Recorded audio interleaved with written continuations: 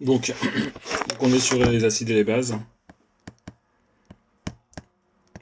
Donc les bouquins sont coupés en deux morceaux, il y a on va dire une introduction, je sais pas comment il s'appelle, réaction acide-base, et après il y aura une deuxième partie qui sera force des acides et des bases. Le premier c'est vraiment juste une introduction, voilà. On te dit ce que c'est qu'un acide et une base. Donc un acide, c'est une espèce chimique susceptible.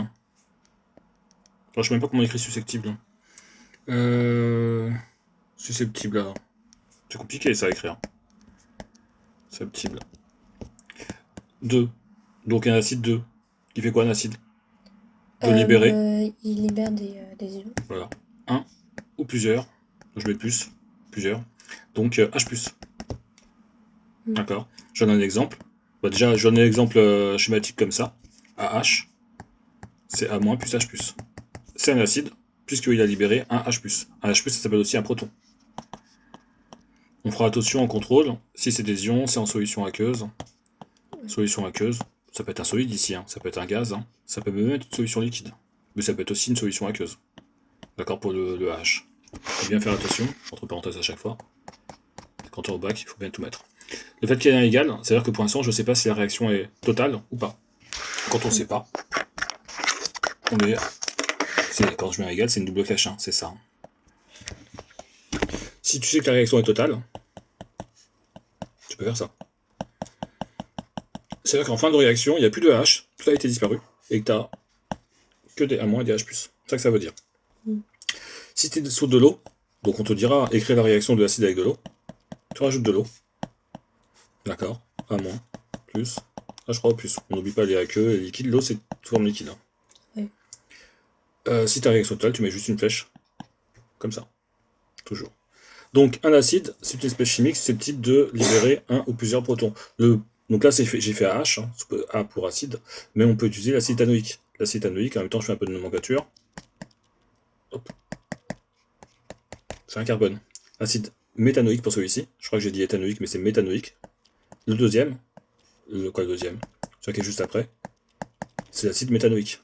Ici, il y a 3 H. D'accord. Donc lui, on l'écrit plutôt comme ça. Et lui, CH3, COOH. Donc méthanoïque. Méthanoïque. D'accord. Deux petits points sur le i ici. Et ici, acide éthanoïque. On met bien le acide devant. Hein. Éthanoïque. Ce sont les acides faciles. Hein. C'est en gros, c'est dans du vin. Dans du vin. Voilà. Ça s'appelle aussi l'acide formique. Pour les fourmis. D'accord. L'acide éthanoïque, qu'est-ce qu'il fait? Ben, CH3. CH3. COH. Tout simplement. Il va libérer. Si je mets de l'eau ou je mets pas d'eau, c'est pareil. Hein. Il va libérer un proton. C'est un acide faible, hein. On sait, hein, tous les acides, une grosse partie, alors je vais pas dire tout parce que je sais pas si c'est tous, mais tous les acides carboxyliques que je connais, c'est des acides faibles. Donc ça sera toujours un égal ici. Donc, égal. Et donc, tu perds un H+, et le H+, il va aller sur l'eau. Et ça nous fait des H3+. D'accord. Donc, quand tu mets un acide en solution, tu crées soit des H+, ou des H3+. C'est pareil, hein. De toute façon, tu seras souvent dans de l'eau, donc dès qu'il y a du H+, avec de l'eau, ça fera du H3+. Et qu'est-ce qui se passe quand on met un acide dans de l'eau? Le pH, il devient acide. pH acide, ça veut dire que ton pH, il diminue. Hein. Ouais. Et je rappelle que ton pH, il vaut... Alors, je mets pas de moins pour l'instant, mais il vaut log de H3O+. Donc sur ces 0, c'est juste pour avoir les unités, hein, parce que H3O+, c'est en mol par litre, et donc c'est 0, c'est 1,0 mol par litre. C'est juste pour que les unités soient bonnes. D'accord. Donc, pH égale, j'ai pas mis moins pour l'instant, log de H3O+, sur ces 0. La fonction log, c'est une fonction qui est croissante. Hein. C'est comme la fonction logarithme, hein. C'est la même de toute façon, à quelques petites différences près. Et donc, quand la concentration H3O+ augmente, log de H3O+ augmente. Quand tu mets un acide en solution, tu crées des H3O+. Donc, log de H3O+ va augmenter, mais si tu mets un moins, ton pH, automatiquement, il diminue. D'accord. Okay. Donc, c'est pour ça qu'il y a un lien. On met des acides dans une solution, dans de l'eau, on crée des H+, ou des H3O+. Ta log de H3O+ augmente, donc moins log de H3O+ diminue, et donc ton pH il diminue. Qu'est-ce que c'est qu'une base? C'est le contraire. Par rapport à un acide, c'est une espèce susceptible de capter un ou plusieurs proton. Tu mets ta base. Si elle peut voir, si elle voit des H+ qui se battent quelque part, elle va les prendre et se marier avec. D'accord. Je vais faire NH3 plus H+, NH4+, par exemple. L'ion ammonium et l'ammoniac. Si jamais tu mets une base avec de l'eau, eh ben elle va piquer à ce qu'elle peut. Hein. Elle va piquer un H+ à H2O.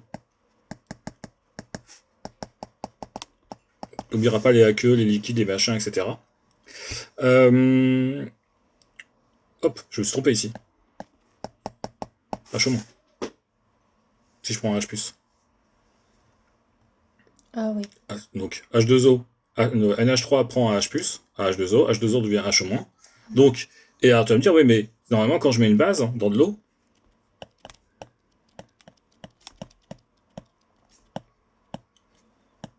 mon pH il doit augmenter. Pour que mon pH il augmente, il faut que la concentration en H3O+, elle diminue. On est d'accord? Ouais. Ok. Pourtant là je vois pas le H3O+ qui diminue. Je vois des H au moins qui augmentent. Simplement parce qu'ils sont en dualité. Les H au moins et les H3O+, ils sont en dualité. Mais pas en dualité du style c'est toujours l'addition est toujours égale à 10 par exemple. Ou on pourrait dire à 14, c'est la multiplication. Qui vaut toujours 10 moins 14. Ça s'appelle le KE. D'accord? C'est sans unité. Hein. Sans unité parce que c'est sous-entendu qu'on divise de chaque côté par C0. Ça veut dire que... Alors, on va faire un truc tout simple. Imagine que... j'enlève les C0. C'est toujours égal à moins 14. À 10 puissance moins 14. On fait un tableau.